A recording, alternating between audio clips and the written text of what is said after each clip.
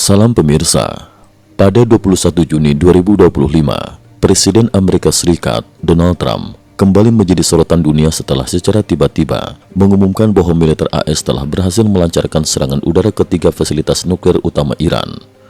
Keputusan ini mengejutkan publik dan para pengamat politik internasional, mengingat 2 hari sebelumnya Trump masih berkelit, bahkan menyatakan bahwa ia membutuhkan waktu 2 minggu untuk mempertimbangkan segala opsi terkait Iran.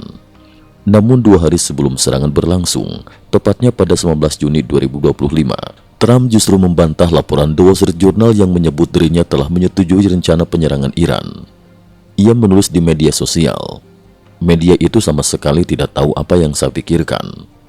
Kesan ini menunjukkan Trump sedang memainkan strategi politik tingkat tinggi, di mana pernyataan yang tampak menenangkan ternyata hanyalah taktik pengalihan sebelum aksi militer skala besar diluncurkan. Analisis pakar, taktik pengalihan Trump, kewaspadaan PKT dan perubahan geopolitik. Ekonom makro terkenal Wu Jialong berpendapat, Trump ternyata memang licik. PKT, Partai Komunis Tiongkok, harus waspada. Menurut Wu, ketika Trump mengatakan ia butuh waktu 2 minggu untuk mengambil keputusan, pada kenyataannya keputusan sudah diambil dan operasi militer telah bergerak.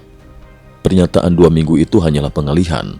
Saat publik lengah, Amerika sudah bertindak, tegasnya. Wu juga mengingatkan, pola semacam ini sering terjadi dalam kebijakan luar negeri Trump. Setiap kali Trump memuji Xi Jinping sebagai sahabat baik, itu biasanya adalah pertanda bahwa akan ada aksi besar yang berisiko tinggi. PKT harus benar-benar hati-hati. Dalam konteks serangan ke Iran, PKT dan sekutunya dipaksa untuk lebih waspada terhadap setiap manuver diplomasi AS. Pergerakan militer diam-diam, bukti satelit dan keputusan taktis. Analisis semakin kuat setelah beredar foto satelit komersial dari Planet Labs. Foto pada 5 Juni 2025 menunjukkan pangkalan udara Al-Udeid di Qatar masih dipenuhi hampir 40 pesawat militer, termasuk pesawat angkut C-130 dan pesawat intai AS. Namun foto terbaru pada 19 Juni hanya memperlihatkan 3 pesawat tersisa di landasan. Artinya, pergeseran kekuatan militer AS telah dilakukan jauh sebelum pengumuman resmi sebagai antisipasi kemungkinan serangan balasan dari Iran. Banyak analis menilai, inilah bukti bahwa keputusan serangan sudah bulat dan langkah-langkah pengamanan sudah dipersiapkan matang, termasuk pemindahan aset militer yang rentan menjadi target balasan. Respon Iran dan sekutunya, kecaman dan ancaman pembalasan.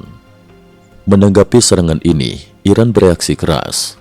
Duta Besar Iran untuk PBB segera mengecam Amerika Serikat atas tindakan militer yang dinilai ilegal dan meminta Dewan Keamanan PBB menggelar sidang darurat. Pejabat tinggi Iran memperingatkan, serangan ini akan menimbulkan konsekuensi permanen dan kami siap membalas dalam bentuk apapun.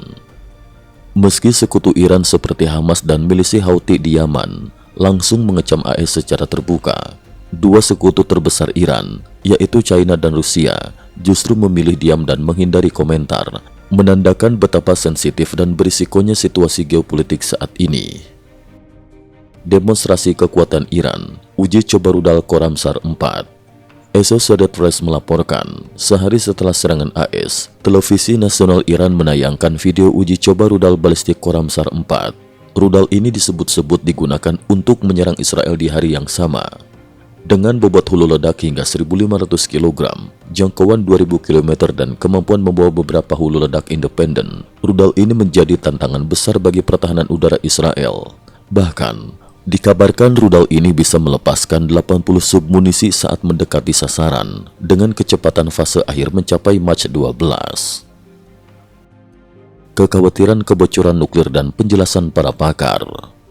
Serangan terhadap fasilitas nuklir Iran menimbulkan kekhawatiran baru di publik internasional, khususnya terkait risiko kebocoran radiasi.